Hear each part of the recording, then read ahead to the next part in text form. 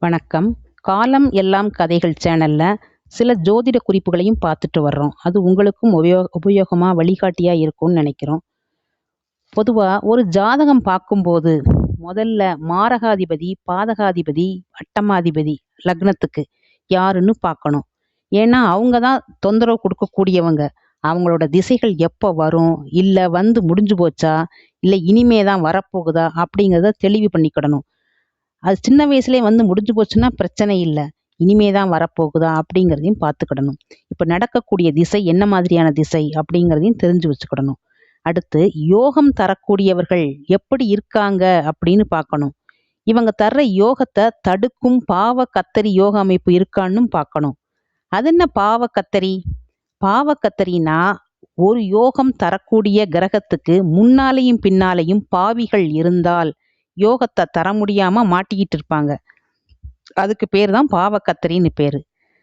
அந்த மாதிரி பாவக்கத்திரியில நம்ம யோகம் தரக்கூடிய கிரகங்கள் மாட்டி இருக்குதா அப்படின்னு பார்க்கணும். அப்போ நம்ம என்ன புரிஞ்சுக்கிடலாம், ஓ பாவக்கத்திரியில மாட்டிக்கிட்டு இருக்கிறதுனால நமக்கு கிடைக்கக்கூடிய யோகம் கம்மியா கிடைக்குது, யோகமே இல்லை யோகம்னு சொன்னாங்களே அப்படின்னு நம்ம புரிஞ்சுக்கிடணும்.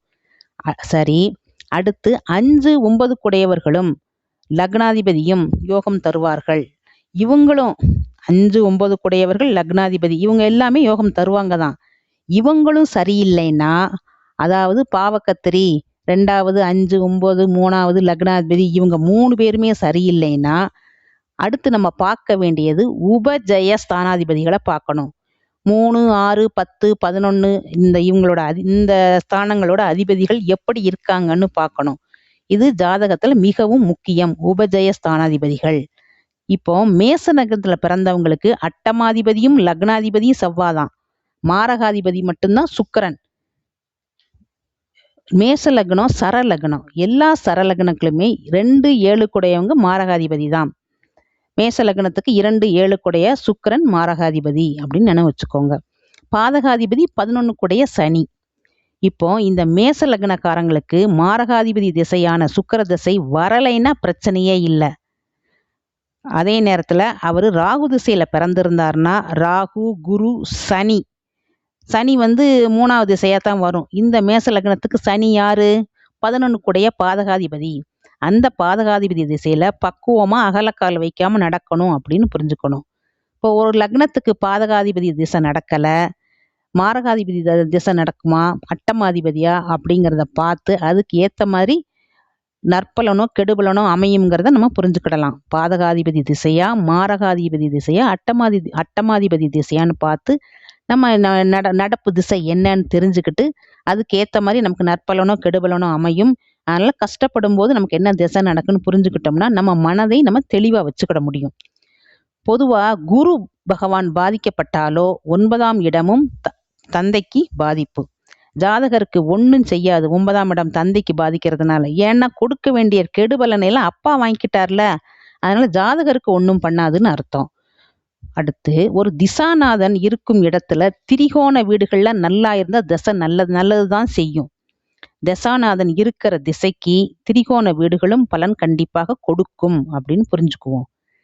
ஒருத்தருக்கு செவ்வாய் திசை நடக்குது, அப்போ இடமாற்றம் இல்ல வேற புதிய முயற்சி பண்ணணும்னா இந்த செவ்வாய் இருக்கிற இடத்துக்கு 3ஆம் இடம் நல்லா இருந்தா புது முயற்சிகளோ இடமாற்றமோ கண்டிப்பா செஞ்சுக்கிடலாம். அடுத்தது திசை நடத்தக்கூடிய கிரகம் லக்னப்படி 5, 9 குடையவராக இருந்தால் அந்த திசையும் யோக திசையாதான் அமையும். அதே நேரத்துல அந்த திசாநாதன் மறைஞ்சோ கெட்டு போனாலோ அப்ப என்ன செய்யணும்னா அந்த லக்னத்துக்கு அவர் பாதகாதிபதியா அந்த திசாநாதன் அப்படின்னு பார்த்தா ரொம்ப நல்லது. பாதகாதிபதியா இருந்தா நல்லது. ஏன்னா பாதகாதிபதி கெட்டு போறது, கெட்டவன் கெட்டு போயிட்டான்னா ராஜயோகம்னு சொல்லுவோம்ல, அது மாதிரிதான். அடுத்து சூரிய திசை வந்து மேச லக்னத்துக்கு நடந்துச்சுன்னா 5 குடையவ திசை நல்லா இருக்கும். ஆனா சூரியன் கெட்டு போயிருக்க கூடாது. துலா லக்னத்துக்கு கெட்டு போகலாம், மேஷ லக்னத்துக்கு கெட்டு போக கூடாது. துலா லக்னத்துக்கு சூரியன் பாதகாதிபதி 11 குடையவன். அதே மாதிரி மிதுன லக்னத்துக்கு சூரியன் கெட்டால் யோகம்தான். ஆனா ரிஷப லக்னத்துக்கு சூரியன் கெட்டு போய் திசை நடத்துனா ஆரோக்கியத்துல பங்கம் வரும். அப்ப கவனமா இருக்கணும். சூரிய திசை வந்து பொதுவா படிக்கிற காலங்கள்ல வரலாம், திருமண காலம் இந்த மாதிரி மத்திம காலங்கள்ல வந்தா சுமாரா இருக்கும். ஏன்னா அது ஆன்மீகத்துல கொண்டு போய் விட்டுரும். அதே மாதிரி சுக்கிர திசை சின்ன வயசுல வந்தா என்ன பிரயோஜனம்? குட்டி சுக்கிரன் கொட்டி கவிப்பான்லாம் சொல்ல கேள்விப்பட்டிருக்கிறோம். இந்த சுக்கிர திசையும் புதன் திசையும் வரும்போது தாய் தந்தை கொஞ்சம் கவனமா இருக்கணும்னு ஒரு கணக்குண்டு. அதே மாதிரி லக்னத்திலேயே சுக்கிரன் புதன் இருக்கிறவங்க முக்காவாசி பேர் தாய் தந்தைய பிரிஞ்சு இருப்பாங்க. சிலர் சின்ன வயசுலயே அம்மா இல்ல அப்பா இல்லைன்னு சொல்றவங்களும் உண்டு. அதனால புதன் திசை சுக்கிர திசை வரும் பொழுது தந்தை ஸ்தானம் கொஞ்சம் கவனமாக இருக்கணும். அதே தந்தை குடும்பத்தை விட்டு பிரிஞ்சு வெளியூர்ல இருந்தா ஒன்றும் செய்யாது. திசாநாதனும் புத்திநாதனும் 6, 8 இருக்கிற காலகட்டங்களையும் கவனமா இருக்கணும். அப்புறம் தசாநாதனுக்கு புத்திநாதன் நட்பா இருக்கிறது, திரிகோணமா இருக்கிறது ரொம்ப நல்லா இருக்கும். அப்புறம் சந்திர திசை எடுத்துக்கிட்டோம்னா அது நடக்கும்போது உறவுகள்ல தாத்தா பாட்டின்னு ஏதாவது ஒரு கர்ம நிகழ்ச்சிகள் நடக்கிறது சந்திர திசையில தான் நடக்கும். தொழில் பண்ணணும் ஆசை அப்படிங்கிற ஆசையும் சந்திர திசையில தான் வரும். ஏன்னா சந்திரனோட வீடு கடகம், அதுக்கு 7ஆம் வீடு மகரம். மகரம் காலபுருஷ தத்துவத்துப்படி 10ஆம் வீடு. 10 தொழில் தான். அதனால தொழில் துவங்குற எண்ணம் கண்டிப்பாக சந்திர திசையில் வரும். அதோட திருமணமான புதுசுல சந்திர திசை வந்துச்சுன்னு வச்சுக்கோங்களேன், கர்மபுத்திரன்கிற பேர்ல உடனே குழந்தை பாக்கியம் கிடைக்கிறதுக்கு வாய்ப்பு இருக்குது. சுக்கிர திசை மத்திம வயசுல வந்தா கௌரவத்தை உயர்த்த ஆசைப்படுவாங்க.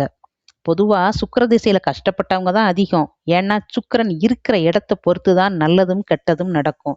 இப்போ மேஷ லக்னத்துக்கு 2, 7 கூடவே மாரகாதிபதி, அப்ப கவனம் தேவை. தனுசு லக்னத்துக்கும் கவனம் வேணும். அதே மாதிரி கும்ப லக்னத்துக்கும் சுக்கிரன் வந்து சுக்கிர திசையில கவனமா இருக்கணும். ஏன்னா சுக்கிரன் வந்து பாதகாதிபதி, அவர் கெட்டு போயிருந்தா ரொம்ப நல்லது. குரு திசையில கோடி கோடியா கொட்டுன்னு சொல்லுவாங்க. அந்த குரு திசையிலையும் நிறைய பேருக்கு மருத்துவ செலவு வந்திருக்குது. இடம் மாற்றத்துக்கும் குரு திசை தான் நல்லது. குரு திசை சின்ன வயசுல வந்தா கடன் வாங்க வைக்கும். மத்திம காலத்துல வந்தா கடன் இல்லாம பிழைக்க வைக்கும். அதனால குரு திசை 40 வயசுக்கு மேல பிற்பகுதியில வர்றதுதான் ரொம்ப சிறப்பு. ரிஷபம், மிதுனம், சிம்மம், துலாம் லக்னதாரர்கள்லாம் குரு திசையில கொஞ்சம் கவனமா இருக்கணும். இந்த லக்னதாரர்களுக்கு குரு கெட்டு போயிருச்சுன்னா மிகச் சிறப்பு. அப்புறம் செவ்வாய் திசையில பொருள் சேர்க்கிற ஆசை அதிகமாகும். பொது வாழ்க்கையில ஈடுபட வைக்கும். மத்திம வயதுல வந்தா இந்த ஆசை ரொம்ப அதிகமாகும். மேஷ லக்னத்துக்கு செவ்வாய் வந்து லக்னாதிபதி, அதனால பரவாயில்லை. ரிஷப லக்னத்துக்கு விரையாதிபதி 7, 12 கூடையவர், அதுவும் பரவாயில்லை. இந்த மிதுன, சிம்ம, மகர லக்னம் தான் இந்த செவ்வாய் திசையில ரொம்ப கவனமா இருக்கணும். இந்த லக்னங்களுக்கு அதே மாதிரி செவ்வாய் கெட்டு போனா யோகம். மற்றபடி கெடாமல் இருந்தால் கொஞ்சம் கவனம். இவங்களுக்கெல்லாம் சின்ன வயசுலயே வந்துச்சுன்னா பிரச்சனை எல்லாத்தையுமே அம்மா அப்பா வாங்கிக்கிடுவாங்க. முதுமையில வந்து அவங்களுடைய குழந்தைகள் வாங்கிப்பாங்க. ஜாதகருக்கு பாதிப்பு இல்லை. அப்புறம் ராகு கேது திசை எடுத்துக்கிட்டோம்னா இவங்களுக்கு வீடு கொடுத்தவங்க, ராகு கேதுகளுக்கு வீடு கிடையாது. அதனால அந்த வீடு கொடுத்த கிரகம் நல்லா இருந்தால் அந்த திசைகளை நல்ல பலன் ஏற்படும். இப்ப ராகு சிம்ம வீட்டுல இருக்குன்னு வச்சுக்கோங்க, அந்த வீட்டோட அதிபதி யாரு? சூரியன். அவர் ஆட்சி உச்சமா இருந்தா இந்த ராகு திசை நல்லா இருக்கும். சூரியன் வந்து வெளிச்ச கிரகம், ராகு வந்து நிழல் கிரகம், இருள் கிரகம். ரெண்டுமே ஒண்ணுக்கொண்ணு சம்பந்தம் உண்டு. வெளிச்சம் இருந்தாதான் நிழல் கிடைக்கும், நிழல் தேவைன்னா வெளிச்சம் தேவை. அதனால சூரியன் நல்லா இருந்தா ராகு நல்லா இருப்பாரு, ராகு நல்லா இருந்தா சூரியன் நல்லா இருப்பாருன்னு நம்ம எடுத்துக்கிடலாம். அப்புறம் கேது திசையில தான தர்மம் கொடுத்தா ரொம்ப நல்லது. சுயநலமா இருந்தா அது கெடுபலன்கள் கொடுக்கத்தான் செய்யும். அப்புறம் சனி திசையில வீடு கட்டினவங்க நிறைய பேர் இருக்கிறாங்க. சொந்த ஊருக்கு போய் செட்டில் ஆனவங்க, பிறந்த இடம், அம்மா அப்பாவை பார்க்கணுங்கிற ஆசை சனி திசையில வரும். அது கோடீஸ்வர கிரகம். புதன் திசையில புதன் திசையில வெளிநாடு போற எண்ணம் வரும். எல்லா படிப்பும் படிச்சுக்கலாம். புதன் திசை வர்றதுக்கு கொடுத்து வச்சிருக்கணும். ஏன்னா அனுபவம் எல்லாம் அதுலயே கிடைச்சிரும். புதன்ல கஷ்டப்பட்டவங்க அதுக்கு அப்புறம் வர்ற கேது சுக்கிர திசையில ரொம்ப நல்லா இருப்பாங்க. அதோட அந்த சுக்கிரன் இருக்கும் இடத்துக்கு முன்னாடி அல்லது பின்னாடி கேது இருந்து திசை நடத்தினா சூப்பரா இருக்கும். இப்போ சனி, புதன், கேது, ராகு, செவ்வாய் எல்லாம் பார்த்தோம். இப்போ இந்த மேஷம், தனுசு, விருச்சிகம், கும்பம், மீனம் இந்த லக்னதாரர்கள் புதன் திசையில கொஞ்சம் கவனமா இருக்கணும். புதன் திசையே வரலைன்னா யோகம்தான். இந்த மேஷராசியில அஸ்வினி மகம் மூலம் நடக்கிறவங்களுக்கெல்லாம் மேசராசியில் உள்ள அஸ்வினி, சிம்மராசியில் உள்ள மகம், தனுசு ராசியில் உள்ள மூலம் இந்த நட்சத்திரக்காரங்களுக்கெல்லாம் புதன் திசை 90 வயசுக்கு மேலதான் வரும். துலா லக்னத்துக்கு செவ்வாயும் குருவும் தான் மிகுந்த சிரமம் கொடுக்கும். இப்படி ஒவ்வொன்றா நம்ம சொல்லிக்கிட்டே போகலாம். இதெல்லாம் எதுக்காக நம்ம பார்க்குறோம்னா, வாழ்க்கைங்கிறது இன்ப துன்பம் நிறைஞ்சது தான். இந்த கர்மா யாரையும் விடாது. இருந்தாலும் சில சிரமமான காலகட்டங்கள்ல நமக்கு என்ன மாதிரி திசை நடக்குது, அதாவது பாதகாதிபதி, அட்டமாதிபதி, மாரகாதிபதி எல்லாம் சொல்றோம்ல, இப்படியெல்லாம் நடக்குதா? அந்த மாதிரி ஏதாவது நடக்கிறதுனால தான் நமக்கு இவ்வளவு மன உளைச்சல், பண கஷ்டம் இருக்குது அப்படின்னு புரிஞ்சுக்கிட்டு அதுக்கு ஏத்த மாதிரி கொஞ்சம் கவனமா நடந்துக்கிடலாம். அகலக்கால் வைக்காமல் தப்பிச்சுக்கிடலாம். இதுபோல இன்னும் நிறைய பேசுவோம். நன்றி. சப்ஸ்கிரைப் செய்து கொள்ளுங்கள் நண்பர்களே. காலம் எல்லாம் கதைகள்.